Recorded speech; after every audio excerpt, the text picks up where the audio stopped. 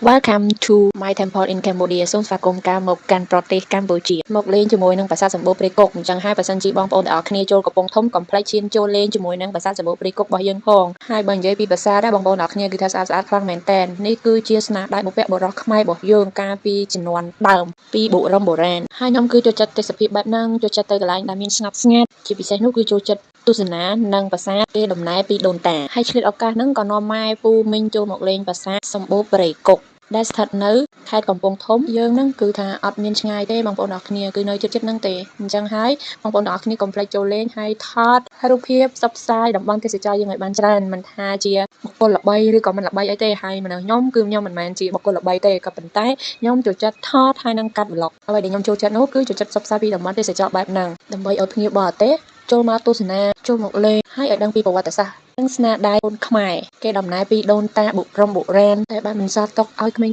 ៗជំនាន់ក្រោយបានឃើញថាពួកគាត់គឺពិតជាអស្ចារ្យខ្លាំងមែនតើបងប្អូនថ្មីត្បិតថាពួកយើងជាក្មេងៗជំនាន់ក្រោយមិនបានជួយជាសមិទ្ធផលឬក៏ជាកម្លាំងកាយចិត្តអីធំដុំក៏ប៉ុន្តែពួកយើងគឺជួយគ្នាដើម្បីផ្សព្វផ្សាយពីតំបន់ទេសចរឲ្យកាន់តែច្រើនហើយឲ្យភ្ញៀវបរទេសផ្សេងៗឲ្យស្គាល់កម្ពុជាកាន់តែច្រើនជាពិសេសនោះការថែរក្សាបរិស្ថានអនាម័យពេលដែលបងប្អូនចូលទៅលេងហើយសូមមេត្តាកុំបោះបង់សម្រាមចោលពាសវាលពាសកាលអីសូមវេចខ្ចប់សម្រាមឲ្យបានត្រឹមត្រូវនិងយកចូលសម្រាមដាក់នៅក្នុងធុងសម្រាមឲ្យបានត្រឹមត្រូវជៀសវាងក្នុងការដែលភ្ញៀវទេសចរគាត់មកលេងទៅប្រាសាទគឺស្អាតខ្លាំងមែនទែនក៏ប៉ុន្តែអ្វីដែលមិនស្អាតនោះគឺបរិស្ថានគឺអនាម័យគឺពោពេញទៅដោយសម្រាមអញ្ចឹងហើយបងប្អូនទាំងអស់គ្នាត្រូវរួមគ្នាថែរក្សាអនាម័យបរិស្ថាន